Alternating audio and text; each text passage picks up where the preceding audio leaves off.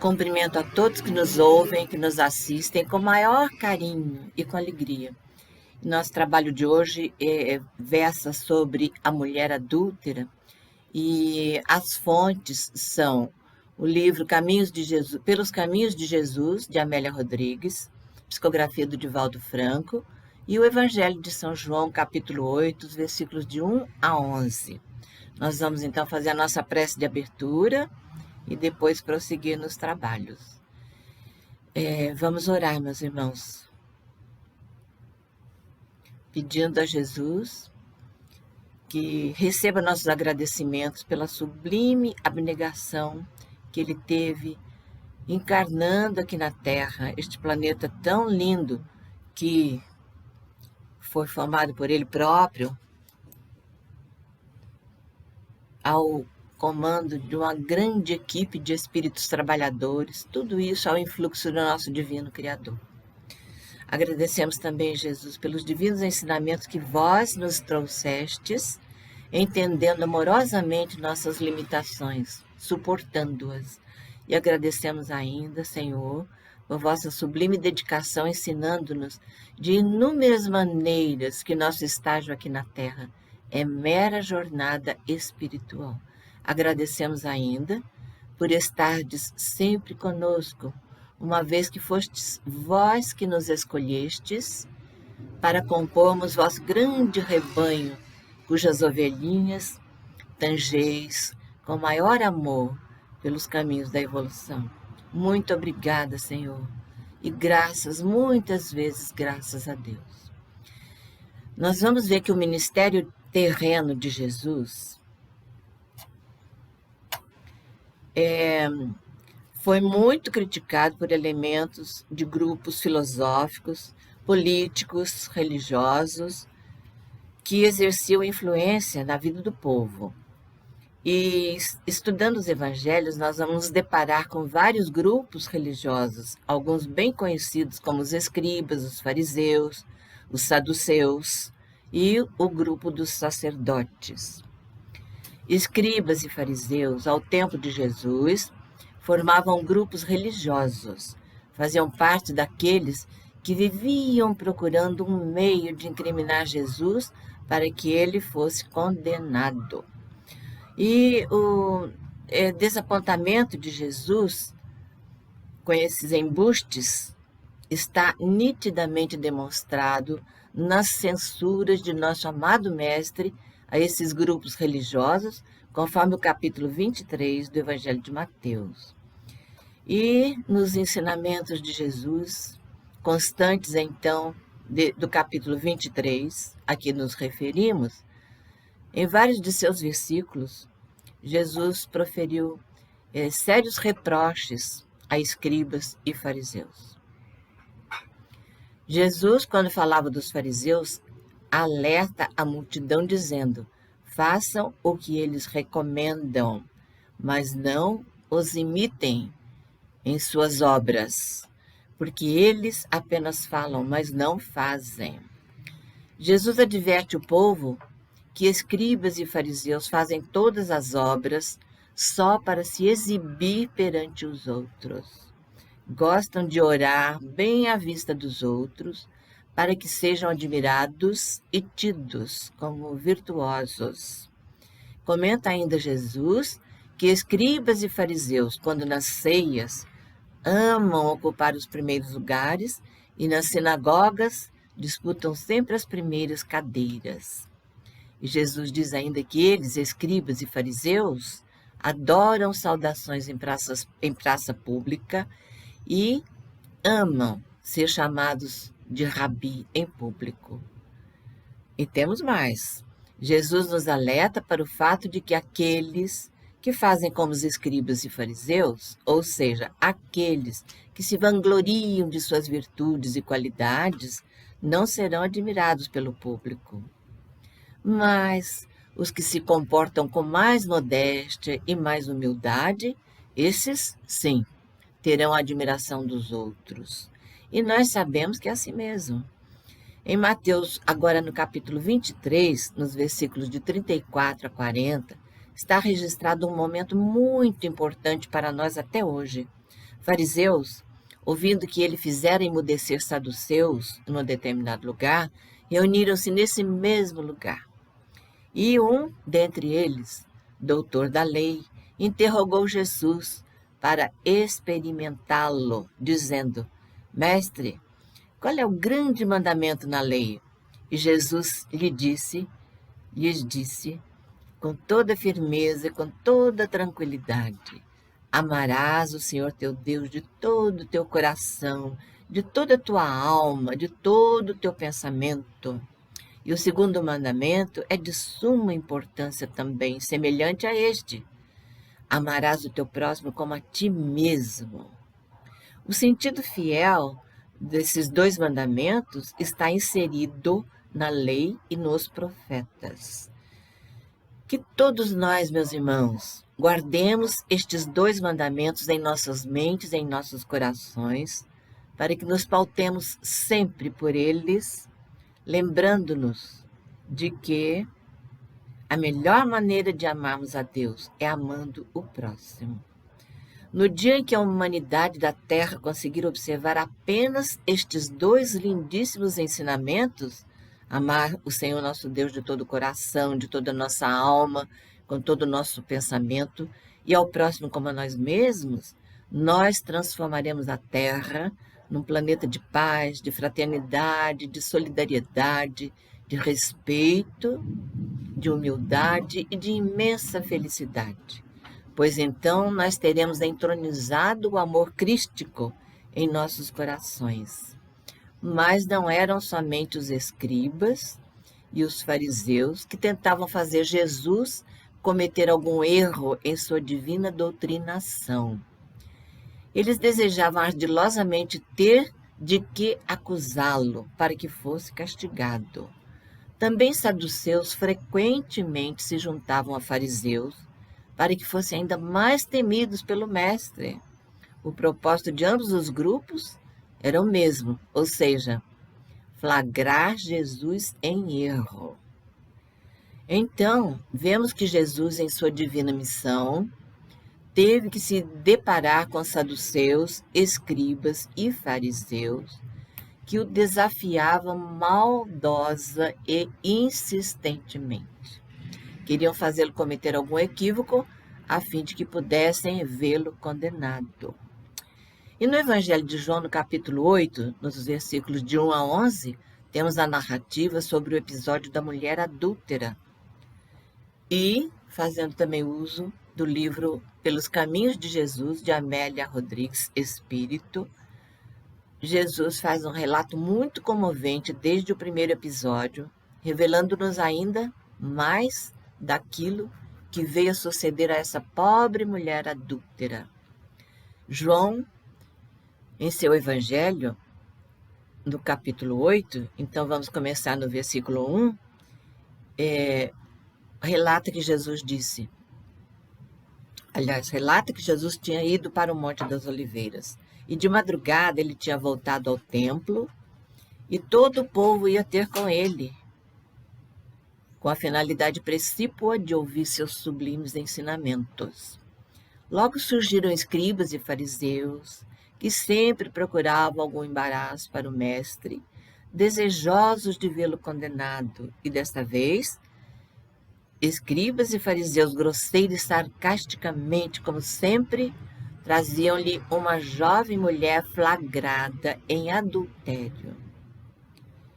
Colocaram-na num determinado ponto e ao redor dela formaram uma roda de pessoas que, voltando-se para Jesus, perguntaram a ele: Mestre, esta mulher foi apanhada em flagrante adultério.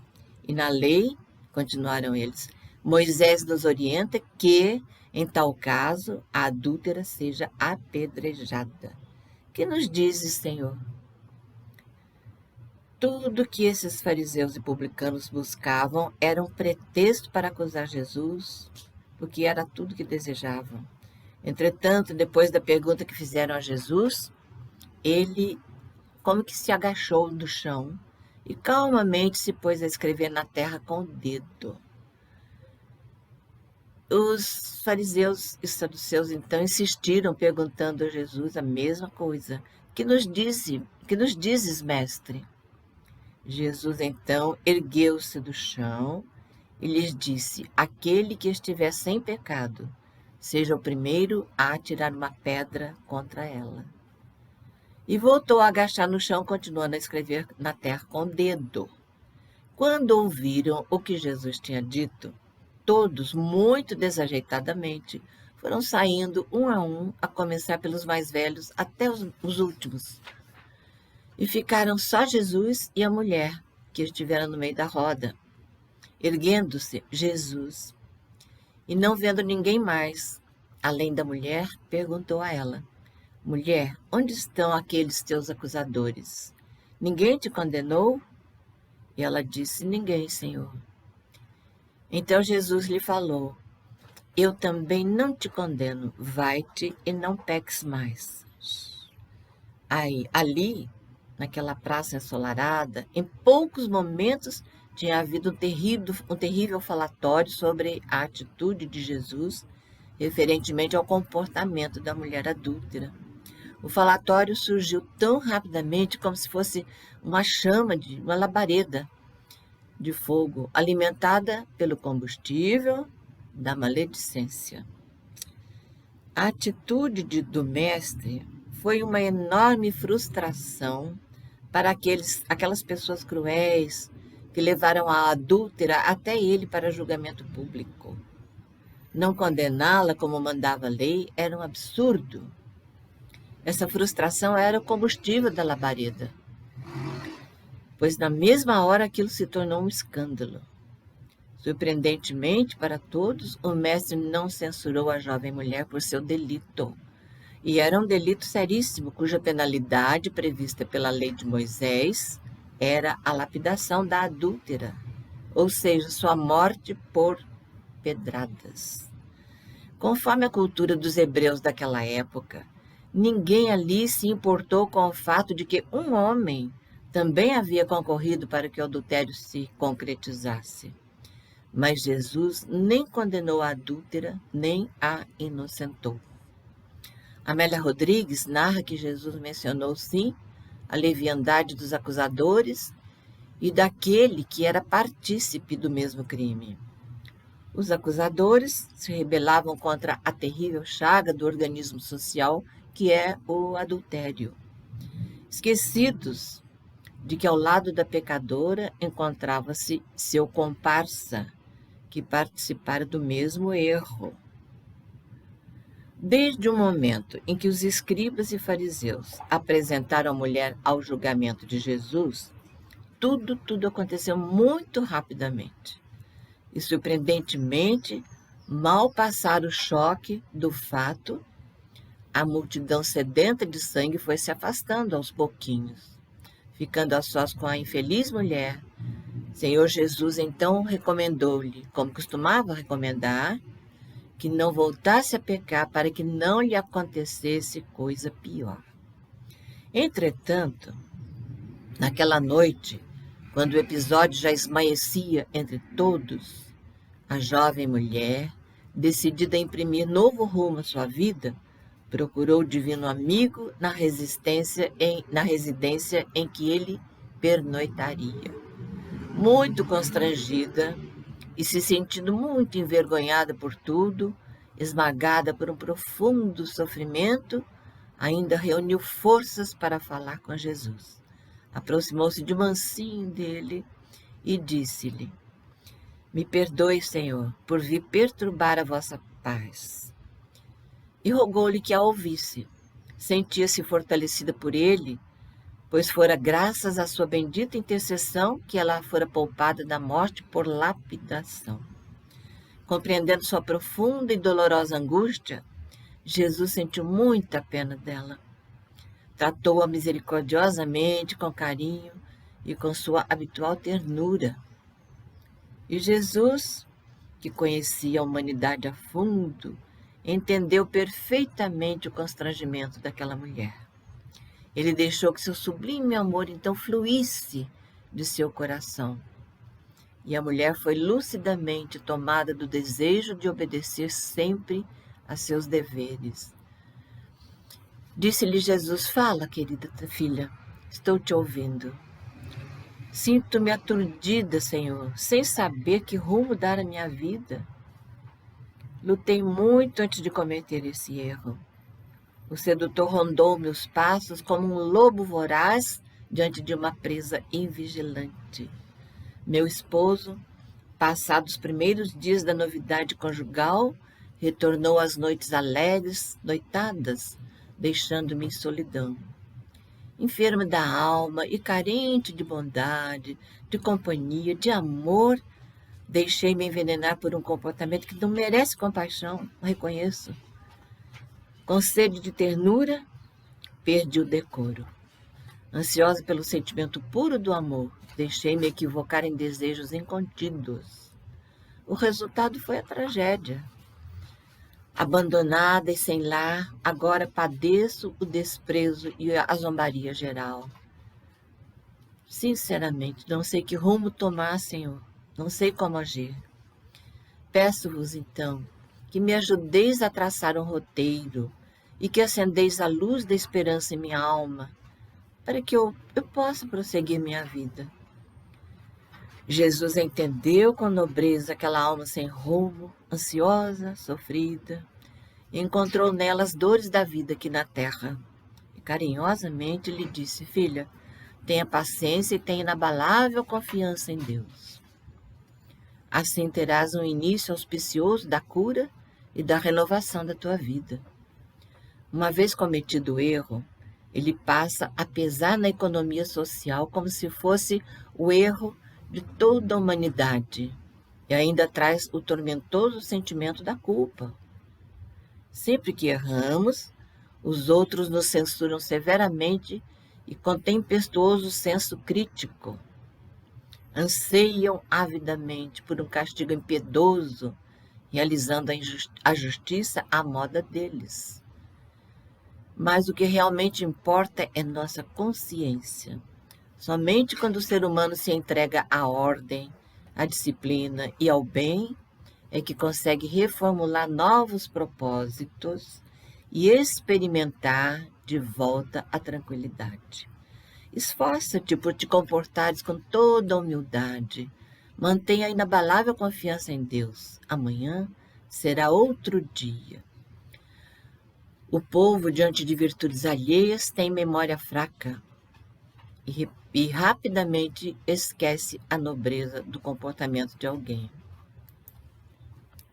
Mas, para comentar e julgar os erros dos outros, todo mundo tem memória duradoura. Os erros alheios serão sempre recordados com um comentário impregnado de malícia. Mas diante de Deus, o bom exemplo que o arrependido passa a experimentar se transforma em sua defesa espiritual. E assim é que o ser humano, com relação às faltas que cometeu, consegue repará-las perante o Pai, perante sua própria consciência e perante o grupo social a que pertence. Mas há que haver arrependimento sincero. Após pequeno silêncio que se interpôs entre ambos, ela perguntou: para onde irei agora, Senhor Jesus? Esforça-te por tolerares as dificuldades naturais que te podem surgir. Aguarda o amanhã com disposição nova e compreende o mal que teu erro te causou. A negligência do esposo ingrato e leviano não justifica o erro da esposa que se sentia rejeitada. E devido ao fato de ele ser fraco também, ele não terá condições de te estender uma mão amiga, caso tu necessites. E como nada é impossível, pode ser também que ele, um dia, venha a precisar de ti. A vida tem de ser formada de atitudes fraternas e de perdão. Isso facilita a felicidade para todos.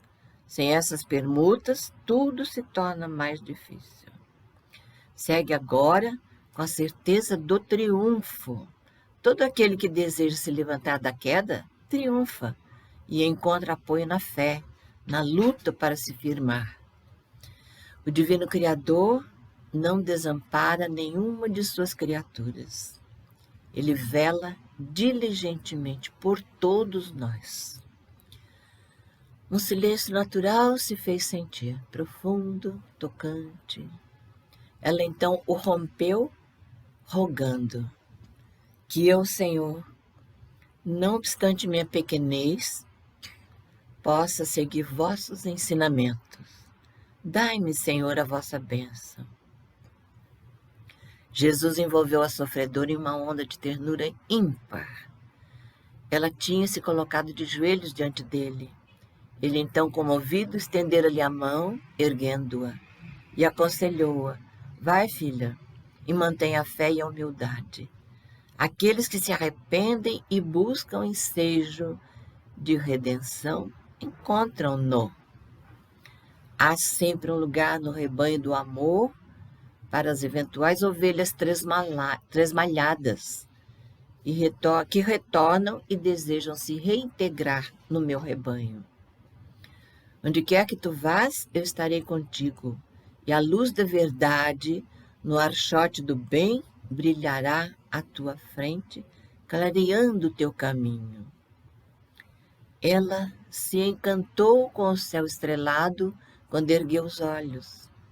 Aquela beleza acalmou-lhe a alma.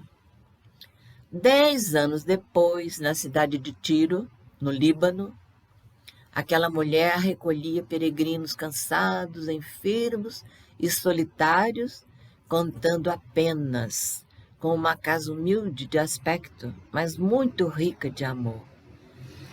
As cordas vocais dessa mulher estavam fragilizadas e transformaram em rouquenha sua voz, outrora cristalina e harmoniosa.